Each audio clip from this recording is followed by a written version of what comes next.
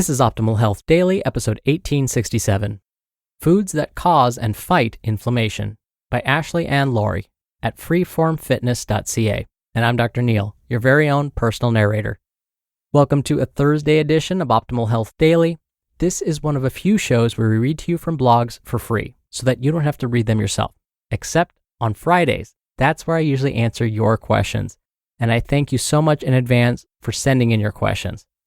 All right, and with that, let's keep this intro nice and short, get right to today's post as we optimize your life. Foods That Cause and Fight Inflammation by Ashley Ann Lawrie at freeformfitness.ca. After hearing last week's blog, you may have already tried a few of our tips to reduce bloating. Whether it was slowing down while eating or avoiding certain foods, if you've been consistent, you may have already started to feel a difference. For some, though, this may not be the case. Despite your best efforts, that all-over puffiness just will not go away. Don't let that discourage you. We live in an age of information, and so we have to put in the research to help you unpuff and really start to see the results of your hard work. What is causing the puff? Our bodies are never trying to do anything to hurt us, and the puffiness we experience is another great example of this.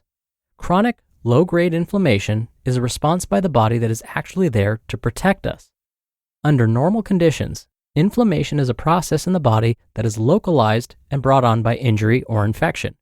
The body sends more blood, specialized cells, and other chemicals to begin the process of eliminating toxins, infections, or anything else that takes us away from homeostasis. The influx of chemicals and blood in the localized area can make that area look puffy or inflamed. So how does localized inflammation for things like sprained ankles or broken wrists translate to inflamed midlines when there hasn't been an injury? Think of low-grade inflammation as your body's guard dog.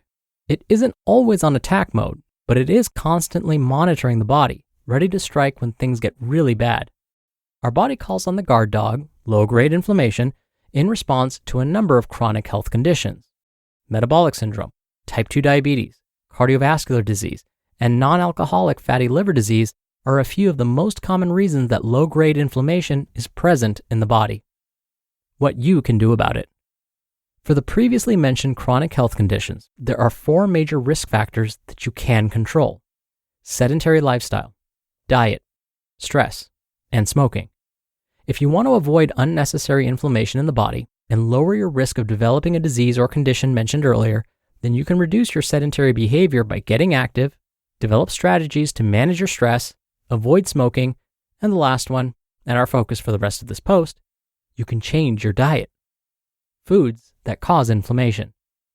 Fighting inflammation begins by limiting foods that cause inflammation in the body. The following foods should be consumed in small quantities to reduce unnecessary inflammation in the body. 1. Sugars. High levels of glucose in the blood lowers our body's germ-killing abilities and increases cytokine levels in the body. Cytokines are chemical messengers that help with the inflammatory response in the body. 2. Omega-6 rich oils. Certain oils have a much higher concentration of potentially inflammation-causing omega-6 oils when compared with others. Soy, palm, and sunflower are just a few examples that can make your omega-6 to omega-3 ratio up to 20-1, when it should be 1-1. 3. Refined grains. When grains are stripped of all their fibers and nutrients that slow down the digestion process, all they're left with are high concentrations of easy-to-digest carbohydrates, like glucose. This fast digestion causes an insulin spike in the body, which has been cited as a cause of inflammation. 4. Dairy. I've mentioned that certain allergens can cause bloating in the body.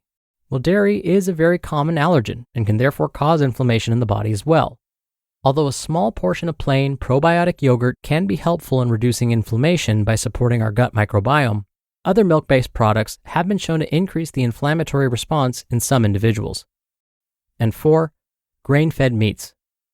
Grains were not a part of the diet that helped animals like chickens, cows, and pigs evolve.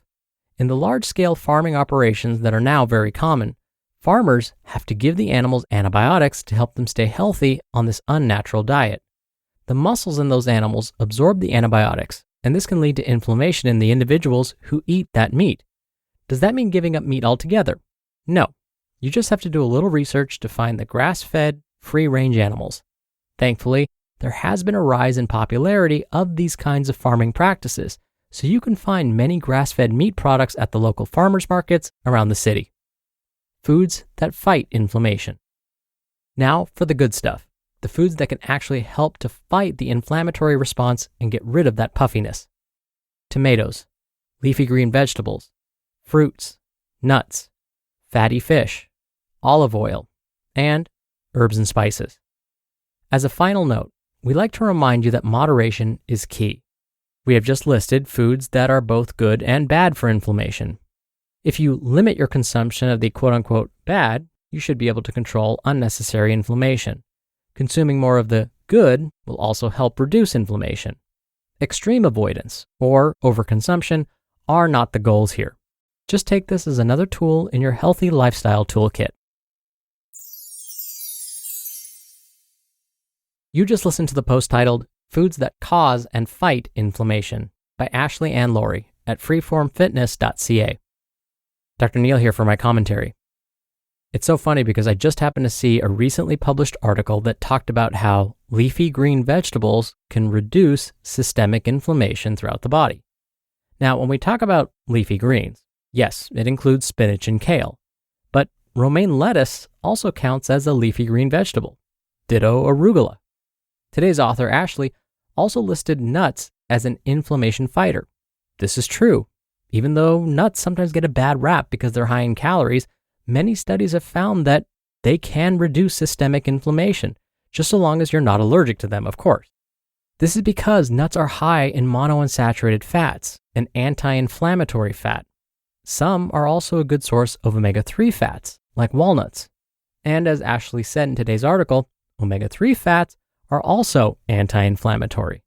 Now, as I talk about these foods, I'm envisioning a nice big salad with some spinach, kale, and arugula, topped with some sliced strawberries, walnuts, and an olive oil-based dressing with some dried herbs for added flavor. Now that's an anti-inflammatory powerhouse of a snack. All right, that wraps up today's episode. Thank you so much for listening. Thank you for being a subscriber of the show. I hope you have a great rest of your day, and I'll see you back here tomorrow for another Friday Q&A and where your optimal life awaits.